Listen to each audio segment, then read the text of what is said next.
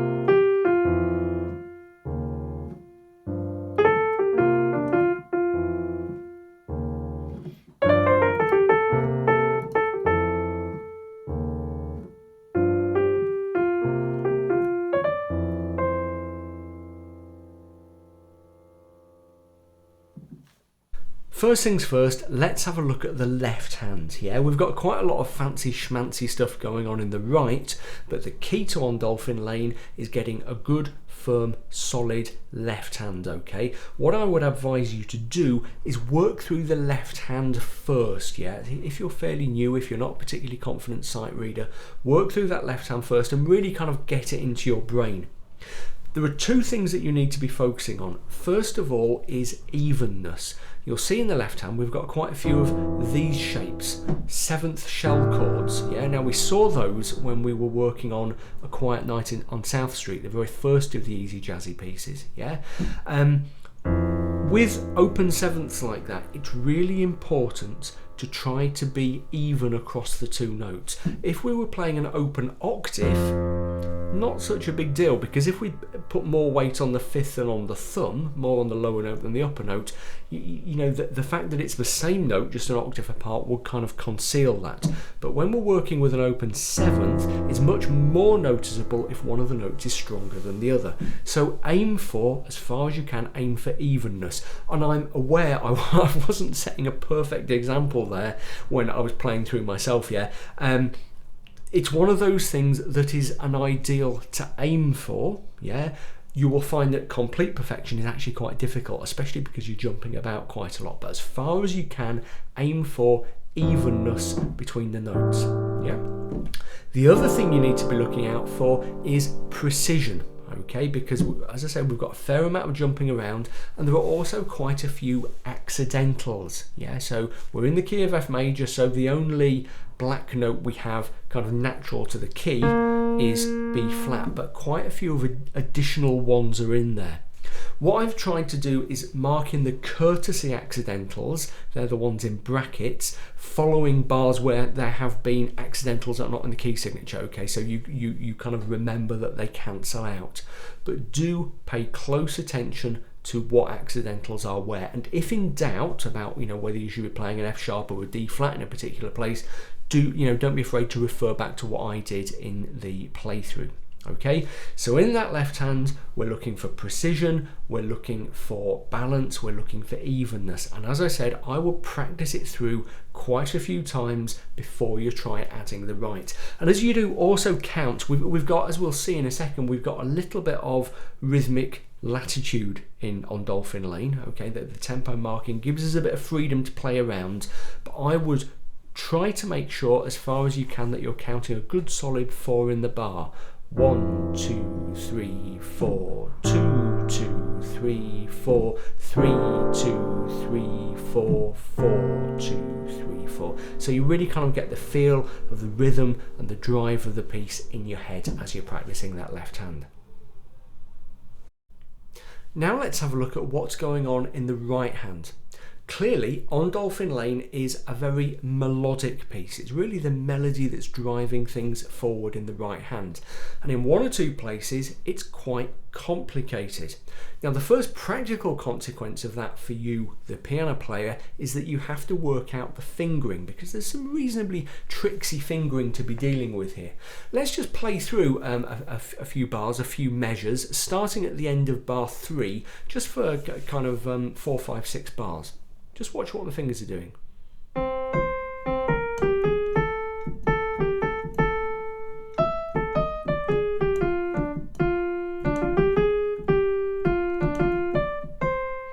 Okay, so we've got a little bit of stretching going on. We've got some switching of fingers happening. So if you look at the end of bar 5,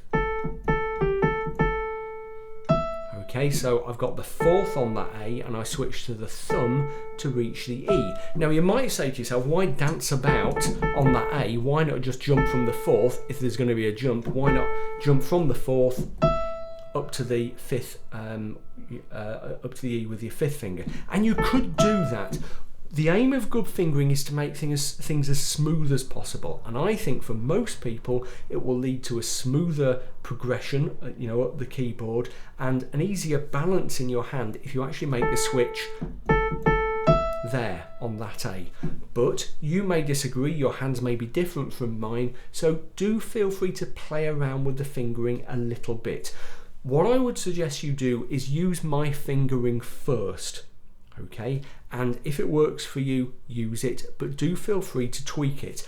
Always remember that the point of fingering is to make things as efficient as possible, but also to support the expression. You don't want to be writing in fingerings that cause you to kind of jump in awkward ways. Yeah, it's about making it as easy for you as possible and as easy for the listener as possible. So do try the fingerings that I've put in first.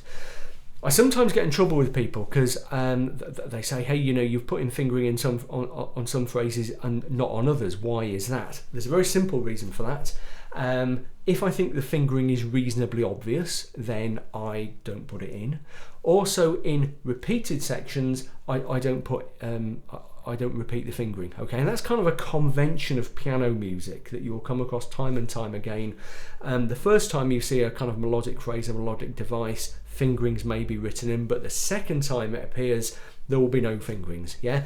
And that's just in the interest of keeping the score as clear and as stripped down as possible, yeah? It's just good practice. Now, if you want to, you can take your pencil. Of course, you always go through these things with a pencil, don't you? And write in the fingerings. By all means, do that. But, you know, that is the convention that I have followed. So yeah, the other thing to watch there is there are a couple of grace notes in places. Okay, so in bar 23, that's a little bit awkward actually. I thought quite hard about the fingering there, but that's the way I decided to do it. So we've got our thumb on the C, and then we've got that A flat to A grace note. And because this is jazz, we're crushing the notes together. Yeah, we're not doing what a classical piano player would do, which is to do that. Instead, we're crushing the notes together like that. Just watch your security on there. It's quite easy to fluff those. Yeah, there's another one at the start of bar 32. Okay, on the fourth, which is an even trickier finger to play a grace note on. So you might find that you need to practice those separately. Now, right at the top of the piece, there are two markings that I just want to talk about. The first one, it says espress. Yeah, now that's not an indication to go and make yourself a strong cup of coffee. That is short for espressivo, which just means expressively. Which you might think is common sense. You know, I'm going to play the piano. Of course, I'm going to put expression into it. Usually, what espressivo means is pay particular attention to the expressivity of the melody at this particular point. You know, really focus on the shape and the sound, because the melody is kind of carrying the feeling, the emotion of the piece. So really focus on shaping your melody. Now, the rubato gives you a little bit of scope to do that, because rubato can mean a lot of things. Okay, it can mean completely abandon the time, you know, the tempo, and play as freely as you like. But often here I've said a little rubato. That means you can just play about with the timing just a tiny little bit. Okay. You know, especially places like bar 20, where we've got that chromatic scale. You know, you could just string that out a tiny bit, okay? I haven't written the fingerings in for that chromatic, by the way. If you've ever had piano lessons, you should know how to finger a chromatic, but it's really quite straightforward. Okay, if in doubt, just copy what I was doing. You should land fairly naturally on the two. But the rubato does give you a little bit of license just to stretch things out a little bit, okay? If this were a tighter, a more driving jazz, you wouldn't want to do that. But here I think you can get away with just a little bit of barely perceptible rubato, okay? Rhythmic flexibility, if you like. In terms of your general overall tempo, it says moderately, okay? You heard the tempo I was doing it at. Okay, take it slower to start with by all means, but I think when you get it up to performance speed, it needs to be kind of at about that pace. And if it isn't at about that pace, then the bars in which less is happening, for example, bars 15 and 16, we've got this. Okay, at a much slower pace they would start to drag. Okay, so do aim to keep things going at a reasonable lick. Next thing to say on expression, do keep an eye on the dynamics. We're playing espressivo, we really want to sort of wring the expression out of this piece. So look at the dynamics I've put in, and you will find that this is a piece where the contrast between loud and soft makes a big difference. If you play it the same all the way through, to be honest, it will be fairly lifeless, okay? It's really a piece that needs variety between the P and the F.